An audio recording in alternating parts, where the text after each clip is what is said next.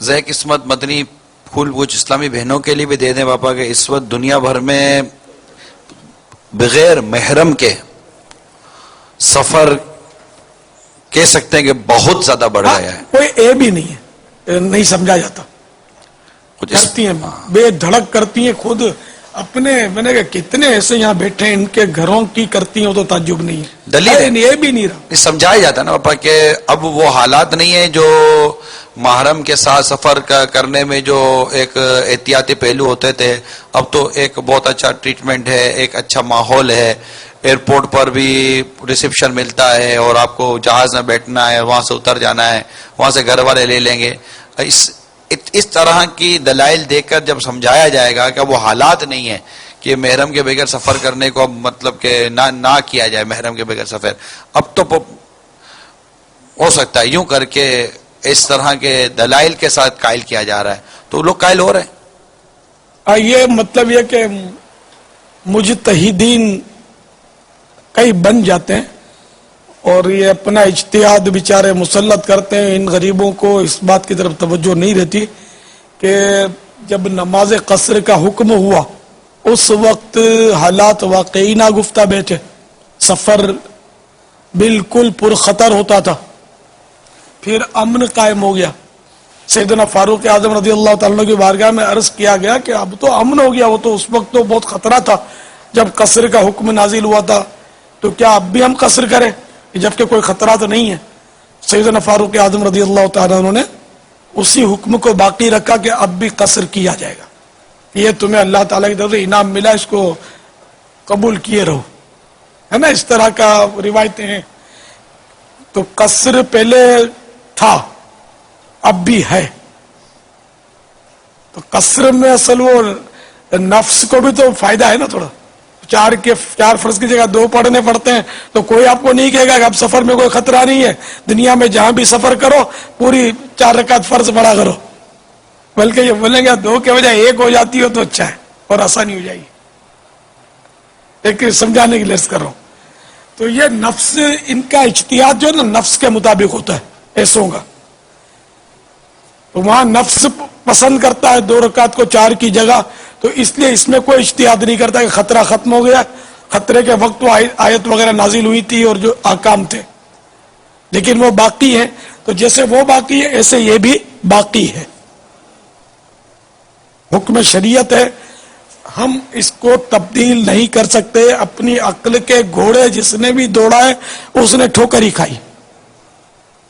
تو چاہے کیسا ہی امن ہو، شرعی سفر اگر ہے تو اس میں محرم ساتھ ہونا ضروری ہے، وہ بھی قابل اطمینان محرم.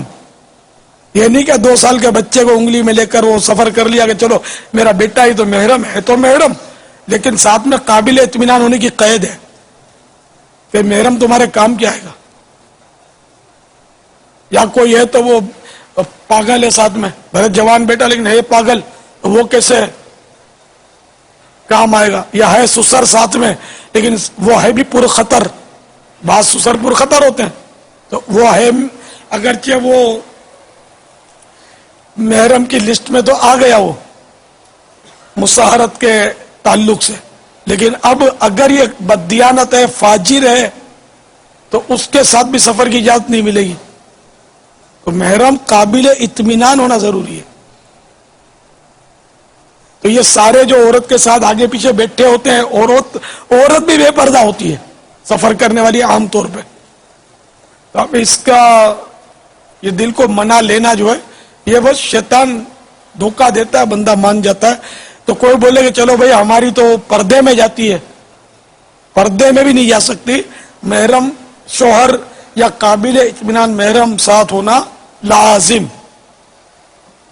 حکم شریعت کے آگے سر تسلیم خم ہے.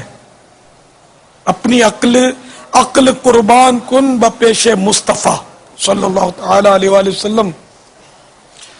اب ایک کا چھوٹا بچہ ہوگا، ساتھ بعض اوقات ہوتا ہے چھوٹے سے بچے شیرخوار بچوں کے ساتھ بھیج دیتے ہیں اپنے فیملی کو. شوہر صاحب وہیں اپنے ملک میں ہیں، یہاں شوہر صاحب کا بھائی لینے آتا ہے. یہ سب میں مثالی باتیں کر رہا ہوں.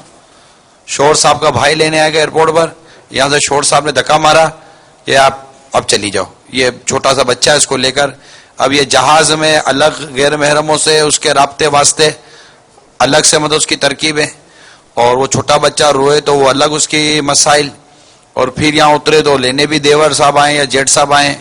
یہ سارا مطلب عجیب و غریب عجیب سلسلہ ہے. اور بابا بیرون ملک زیادہ جو میری معلومات ہے اس میں انوالو، ایسا لگتا ہے کہ بیرون ملک میں یہ جو فقہی مسائل جو آپ کہہ رہے ہیں نا، اس طرح بہت رجحان یہ سب محسوس کم ہوتا ہے کہ فقہی مسائل، یہ مطلب کہ یہ جس کو یہ لوگ باریکیاں کہہ دیتے ہیں، یار یہ بہت باریکیاں والی باتیں آپ کر رہے ہیں. تو اسلامی بہنیں بھی احتیاط کریں. وہ بھی اگر مطلب شور کہتا ہے کہ دھکا مارتا ہے تو وہ بھی تو کہے تو صحیح نہیں کہ آپ بغیر محرم کے مجھے سفر کیوں کروا رہے ہیں. مگر ایسا ہے نہیں باپا. اور پورا سفر جو ہے نا بیچارے وہ اتنا بڑا رسک اٹھاتے ہیں، میری تو عقل کام نہیں کرتی. قدم قدم پر گناہ ہے جب تک گھر لوٹے گی. تو یہ کہ بھیجنے والا بھی گناہ گار ہے، جانے والی بھی گناہ گار ہے. یہاں یہ نہیں کہ شوہر کی اطاعت کر رہی ہوں، اطاعت نہیں ہے یہ. اللہ رسول کا حکم آ گیا تو اب شوہر کیا ہوتا ہے؟ جہاں خالق کا حکم آ گیا وہ مخلوق کی بات نہیں مانی جاتی. یہ غلط کر رہی ہیں، جو بھیج رہے ہیں بھی غلط کر رہے ہیں. سب توبہ کریں اور آئندہ اس کی احتیاط کریں، چاہے کیسا ہی امن ہو. اور پھر یہ کہ دیور اور جیٹھ لینے آئے، یہ تو عام آدمی سے خطرناک ہوتا ہے کہ حدیث شریف میں دیور کو تو موت کہا گیا. دیور سے عام لوگوں کے مقابلے میں پردہ زیادہ سخت ہے، احتیاط زیادہ سخت کرنی ہوگی کہ وہ تو فری ہوتا ہے نا. فری کرتے ہوئے میل کھانا بہت آسان ہوتا ہے، اور اگر وہ فری نہیں ہے تو وہ ایک تکلف رہتا ہے اور میل آدمی نہیں کھا سکتا.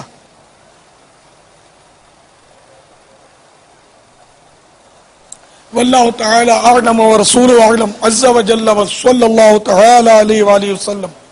صلو علی الحبیب صلی اللہ تعالی علی